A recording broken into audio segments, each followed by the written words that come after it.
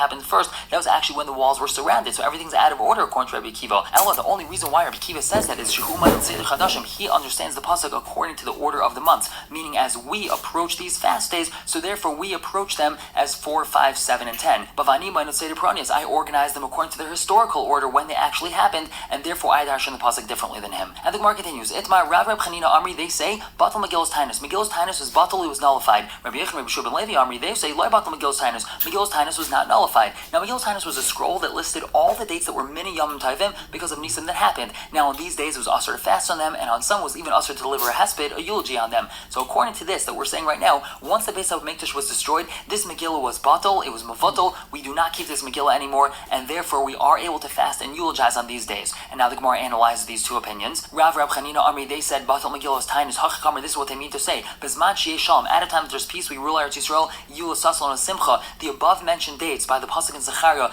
they are for Sason and Simcha, meaning we do not keep to them as fast days. Ein Shalom, however, if there's no peace, then they are fast days. B'hanechnami, and these two as well, meaning these days mentioned in Megillas Tainus, Kihani, they're the same thing. When we rule Eretz Yisrael, so then we keep the Megillas Tainus, and we do not fast and eulogize on these days. However, if there's no Shalom, then we do not keep the Megillas Tainus. Now, Rabbi Yechon, Rabbi Shua ben Levi, Amri, they say, Lai batal Megillas Tainus. Megillas Tainus was never batal. Hani hu de Talin Rachmanu b'Binyan Beis HaMikdash. All these fast days that we mentioned previously in the pasuk in Zecharia, they are connected to the Binyan Beis HaMikdash. So when we don't have a Beis HaMikdash, we fast on them. When we do have a Beis HaMikdash, we do not fast on them. And now after destruction of Beis HaMikdash, so of course we're going to fast on them. Aval Hanich, but all these, the Megillas Tainus, Kidikami Kami, they stay as they are because they're not connected to the Binyan Beis HaMikdash, and therefore even though we do not have a Beis HaMikdash, we still keep the Megillas Tainus. Now Masar Rav Kana, he asks on this opinion. Maya said there was a story of a Gazar Tainus b'Chanukah b'Lud. They established that we were supposed to fast on Chanukah in Lud. At the yard Rabbi Lezer Rachat, Rabbi Lezer, he opposed this, so therefore he went to the bathhouse in front of everyone to show that it's not a Tainus. Rabbi Shua V'Sipir, Rabbi Shua, he went to get a haircut to show everyone that's not a Tainus. Have Amr Lahem, and they told everyone in Lud,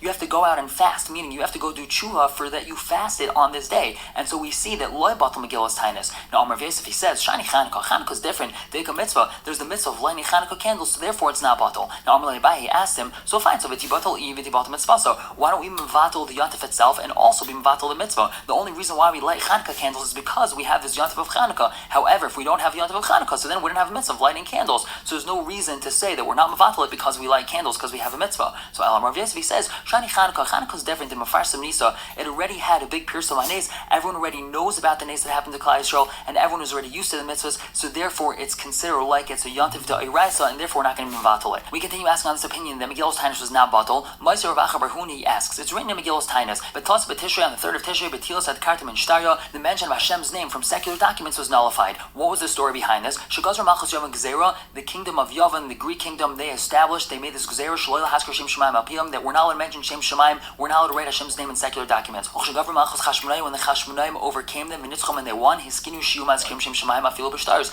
they established that we should write Hashem's name even in a shtar, even in a secular document. This is what they would write. In so and so year of Yochanan Kohen Gadol Lekel Elyon. So we see we had Hashem's name written on the stars. But when the Chama heard about this, Amru, they said, tomorrow this person is going to pay up his debt, and then it's going to turn out that they're going to take the star, throw it in the garbage, and then we have Hashem's name in the garbage. So therefore, Ubitlam, they were mevatel this practice of writing Hashem's name in a star. On that day, they made a yantif. That was the 3rd of Tishrei. Now, if you're going to say the Megillas Tainus was actually batal, so Kamaisa batal, the earlier ones were mevatel, meaning Megillas Tainus was already batal.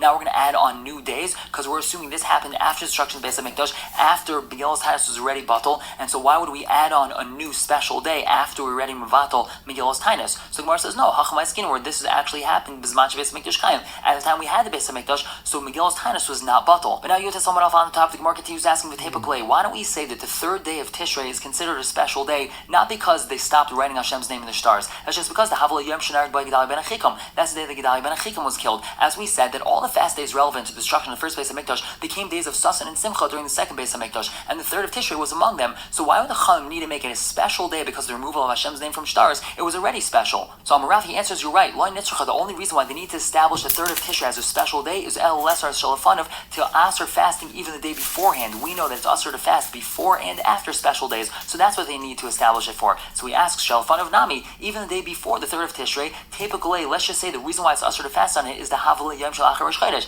It's the day after Rosh Chodesh. Rosh Chodesh is the 1st of Tishrei, so the 2nd day of Tishrei is the day after Rosh Chodesh, so of course you're not allowed to fast on it. So we say no, Rosh Chodesh Da'iraisa. Rosh Chodesh is Da'iraisa, Da'iraisa Le'bai Chizuk, and something that's Da'iraisa doesn't need a special Chizuk to tell us that you're not allowed to fast before it. The time you have a Brisa, Hayom Ha'elak Suv Megillas Tainus, all these days that are written in Megillas Tainus, Asurim Bein Lefnei Bein Lachrem, you're not allowed to fast before them or after them. Shabbos Yom Tovim, however, Shabbos and Yontif, Hey Masurim, you're not allowed to fast on Shabbos or Yontif. Well, Lefnei Lachrem Mutarim, you are allowed to fast before and afterwards. Now, my Hefresh Ben Zalazah, what's the difference between all these days? Halal Divrei Torah, these are Divrei Torah, meaning Shabbos and Yontif, they're Divrei Torah, and Divrei Torah Tzrichin Chizuk, something which is Dvar Torah, it doesn't need Chizuk, and therefore we're not afraid that if we allow you to fast before and afterwards, that you're going to accidentally fast on Shabbos and Yontif. So therefore you're allowed to fast before and after Shabbos and Yontif. But halal Divrei Seifrim, everything that comes from Gil's Tainus, they're just midrabanan. But Divrei Seifrim Tzrichin Chizuk, and therefore Divrei Seifrim, they need Chizuk, and that's why we have to say that before and afterwards you're not allowed to fast, lest a person come to fast on the day itself. The Gemara continues asking, so why don't we just say that the reason why it's usher to fast the day before Gimel Tishrei is the Havalei Yom Shelifnei Yom Shenerg by Gedaliah ben Achikam.